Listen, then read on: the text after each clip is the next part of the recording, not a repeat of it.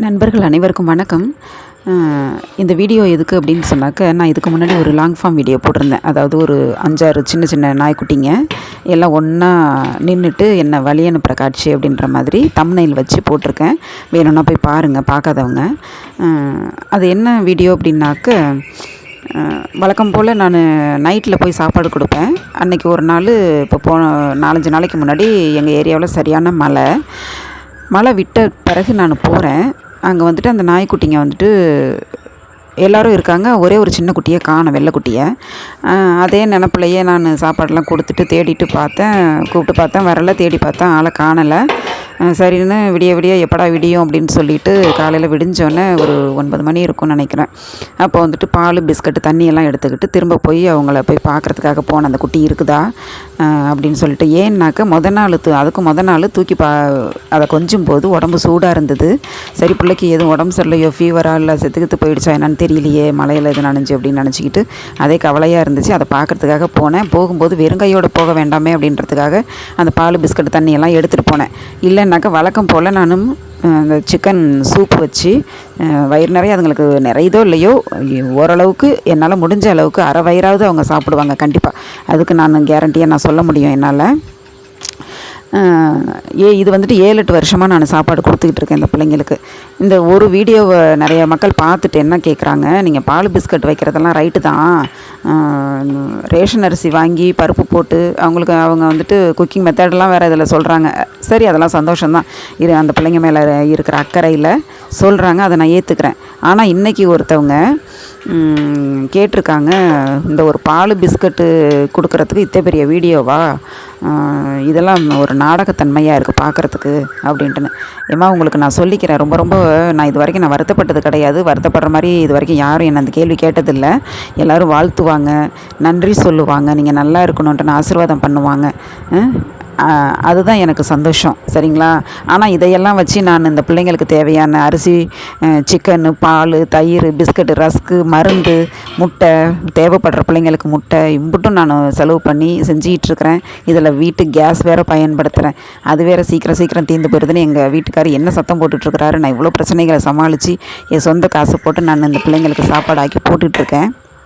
இதெல்லாம் பார்க்காம இதில் என்னென்னா, சாப்பாடு போடுற வீடியோன்னாக்க 500-1000 வியூஸ் போகிறதே பெரிய விஷயம், சரிங்களா? மற்ற வீடியோன்னா பாருங்கள் கொஞ்சம் ஓடுது.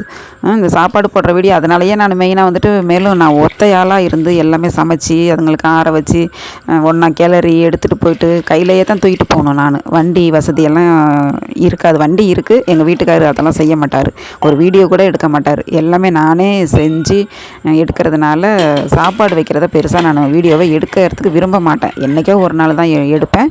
அதுக்குள்ளே இவங்கெல்லாம் வந்துட்டு என்ன எப்படி கேட்குறாங்க. அந்த அம்மா, அவங்க பேர் உமாவா என்னமோ, பேர் கூட மறந்துட்டு எனக்கு. அவங்க வந்துட்டு இன்றைக்கி எப்படி கேட்குறாங்க, நாடகத்தன்மையாக இருக்குது, அவங்களுக்கு வயிறார சாப்பாடு போடுங்க அப்படின்னு சொல்லிட்டு. அம்மா, நான் உங்களுக்கு சொல்லிக்கிறேன், நீங்கள் என்னை விட பெரியவங்களா சின்னவங்களா தெரியாது. நான் முழுக்க இந்த பிள்ளைங்களுக்காக தான் என் வாழ்நாளில் பாதிக்கு மேலே நான் செலவிடுறேன். எவ்வளவோ காசு பணங்கள்லாம் நான் செலவு பண்ணிகிட்ருக்கிறேன். வீட்டில் இதனாலேயே நிறைய பிரச்சனைகளை நான் சந்திச்சுக்கிட்டு எங்கள் வீட்டுக்காருக்கு பதில் சொல்லிவிட்டு இதெல்லாம் வாங்கி கொடுக்குறது அவரு தான். இன்னும் சொல்லப்போனால் அந்த மகளிர் உரிமை தொகை 1000 ரூபாய்லாம் போடுறாங்க பாருங்கள், அதெல்லாம் இதில் தான் இவங்களுக்காக தான் நான் செலவு பண்ணிகிட்ருக்கிறேன். எத்தனையோ வீடியோவில் உதவி கேட்டிருக்கேன், யாருமே இது வரைக்கும் செஞ்சது கிடையாது. 2 சிஸ்டர் வந்துட்டு ஒருத்தவங்க 100 ரூபாயும் ஒருத்தவங்க 200 ரூபாயும் கொடுத்துருக்காங்க. லைஃப்லையே இது 300 ரூபா. அது பால் வாங்குறதுக்கு வச்சுக்கிறேன் சிஸ்டர்னு நான் அவங்களுக்கு கூட மெசேஜ் பண்ணி நான் நன்றி சொன்னேன் 2 பேருக்குமே. இந்த மாதிரி இருக்குது. நீங்கள் வந்துட்டு ஒரே ஒரு வீடியோவை பார்த்துட்டு அந்த பிள்ளைய நான் தேடி போகும்போது வெறுங்கையாக போக வேண்டாமே அப்படின்றதுக்காக தான் வந்துட்டு நான் அந்த பால், பிஸ்கட்டு, தண்ணியெல்லாம் எடுத்துகிட்டு போனேன். ஏன்னா என்னை பார்த்தாலுமே நான் ஏதோ கொண்டு வருவேன் அப்படின்ற எதிர்பார்ப்பு அவங்களுக்கு பழகி போயிடுச்சு. அந்த மாதிரி நான் வெறுங்கையாக பிள்ளைங்களை பார்த்ததே கிடையாது. நான் இதெல்லாம் இல்லாமல் சாதாரணமாக என்னோடய பர்சனல் விஷயமாக அவங்க இருக்கிற அந்த ரோட்டை நான் கிராஸ் பண்ணி அந்த இடத்த கிராஸ் பண்ணி போகும்போது என்னை பார்த்துட்டாங்கன்னா கூட நான் அவங்களுக்காக தான் வரேன் அப்படின்னு கையில் என்ன இருக்குன்ட்டுன்னு பார்ப்பாங்க. எட்டி வந்து ஏறி குதிச்சு கேட்டுக்கிட்டு இருப்பாங்க. அந்த மாதிரி தான் நம்மளுக்கு, சரிங்களா? நீங்கள் வந்துட்டு அந்த ஒரு வீடியோவை பார்த்துட்டு தயவு செஞ்சு முடிவு பண்ணிடாதீங்க. என் மனசை ரொம்ப வருத்தப்பட வச்சுட்டீங்க நீங்கள். எனக்கு உண்மையிலே ரொம்ப கஷ்டமாக போயிடுச்சு நீங்கள் அந்த கேள்வி கேட்டோன்னே. பரவாயில்ல, இருக்கட்டும். மற்ற வீடியோலாம் பாருங்கள். சும்மா அந்த வெளிநாட்டு நாயெல்லாம் அந்த கொலா வீடியோலாம் பண்ணியிருக்கிறேன். அது வந்துட்டு வியூஸ்க்காக போடுறது. சாப்பாடு வைக்கிற வீடியோவை நீங்களே செக் பண்ணி பாருங்கள். வேணால் இந்த வீடியோவுக்கு அப்புறம் நீங்கள் மற்ற ஷார்ட்ஸ் வீடியோலாம் பாருங்கள். எத்தனை பேர் நீங்கள் எவ்வளோ பேர் பார்த்துருக்கீங்கன்ட்டுன்னு சொல்லுங்கள் நீங்களே. இந்த மாதிரி வந்துட்டு டக்குன்னு நீங்கள் பேசிடக்கூடாதும்மா, கொஞ்சம் யோசித்து பேசுங்க.